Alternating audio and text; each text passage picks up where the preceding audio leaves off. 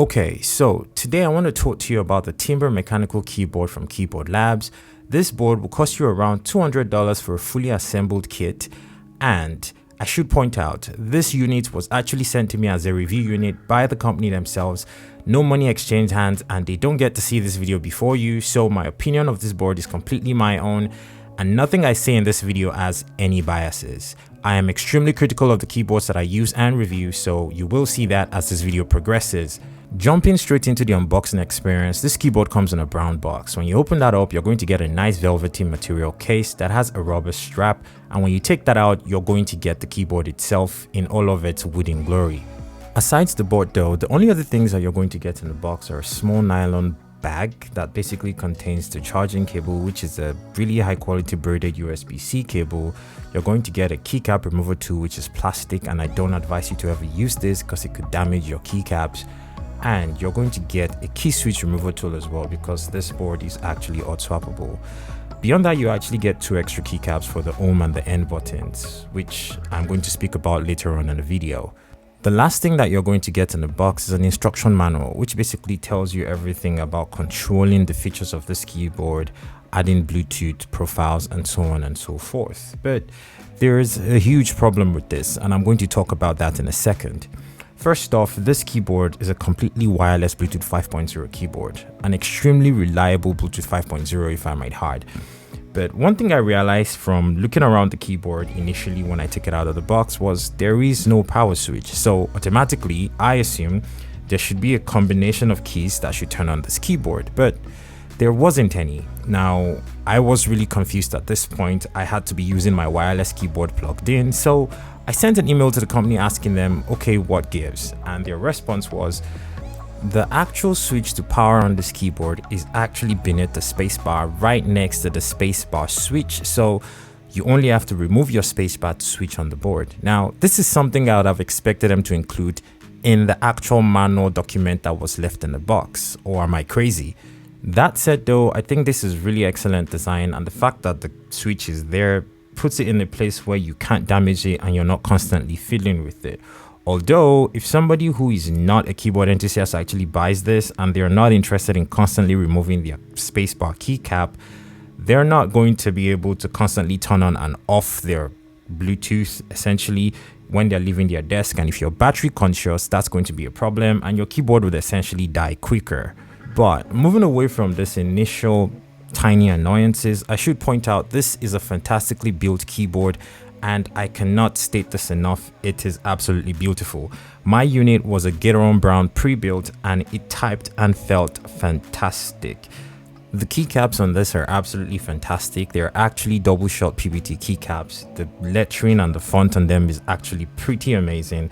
It looks really unique, and I like the fact that they actually didn't cheap out when it came to the keycaps for this board. For brown switches though, this felt slightly muted, so I think these are actually pre-lubed, and they actually did a fantastic job, because when I checked the key switches and the stabilizers, I didn't see any residue of lube or anything like that. The keyboard looks very well professionally handled and built before sending out to the customers. And speaking of the stabilizers, they did a great job of dampening and muting the keys that actually needed stabilizing. I felt next to zero rattle on my spacebar or my shift key, or even my backspace key or enter key. Everything seemed perfectly and well stabilized. Here is a quick typing test of the Timber keyboard with the Gateron Brown switches and this double shot PBT keycaps, so that you can get a sense of what this keyboard sounds and feels like if you actually do purchase one.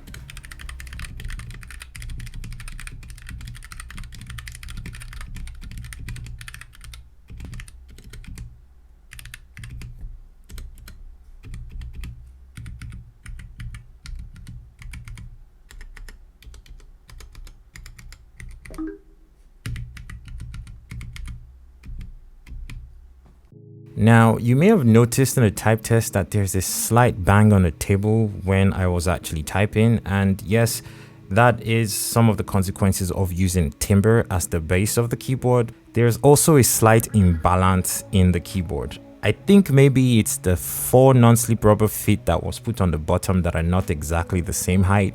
So if you actually hold the 2 edges or the 2 diagonal edges of the keyboard and tap on them, the keyboard actually dances on the table, so it's not perfectly balanced. This is a problematic quality control issue in my opinion. Now, I'm sure other reviewers who got this keyboard didn't have the same issue. It was probably just bad luck that the review unit that they did send out to me had this problem, but even if, I suppose this is something that I could very easily solve myself by removing the rubber fit that actually came with the board and installing my own, but it's not something I should have to do. Now, speaking about the battery life of this board, it's a 1900 milliamps per hour battery, which is rumored to actually last about 4 weeks if you have your RGB completely turned off, and maybe around a week if your RGB is on, based on 4 to 5 hours of use every single day. I think that's actually really decent for a Bluetooth keyboard of this size. It's really lightweight, and I think they did a fantastic job of fitting that battery in there with no issues.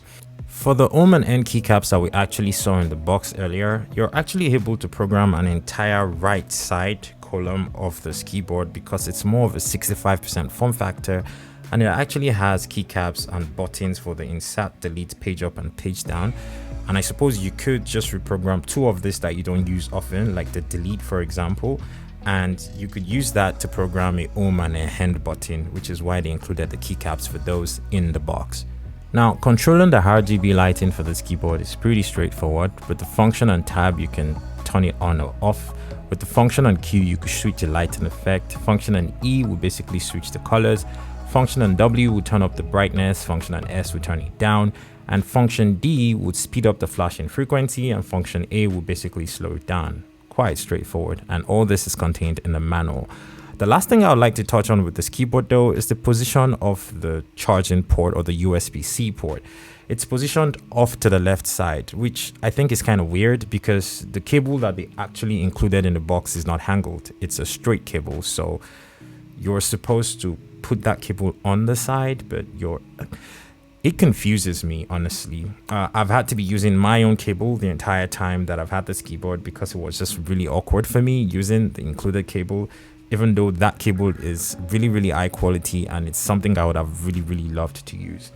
At the end of the day though, my only main gripe or issue with this board that I think would be a deal breaker for me if I were not a keyboard enthusiast would be the fact that the rubber feet at the back of the board are not balanced and they dance around. It's kind of annoying when you're typing and your keyboard is dancing. It's not stable on the table.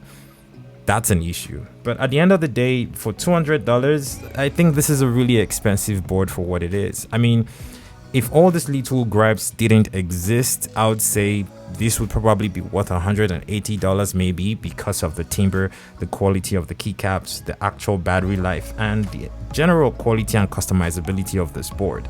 But at the moment, it's difficult for me to recommend this board to anybody because, I don't know, quality control issues on a review unit is a huge red flag for me personally. But maybe I'm wrong and that's just my opinion. Take this entire video with a pinch of salt. I have never manufactured a keyboard before. I only use and own a bunch of them, so you can decide for yourself if you think this board is worth $200. Thank you so much for watching this video, and I guess I will catch you on another video that was shot by Kagan.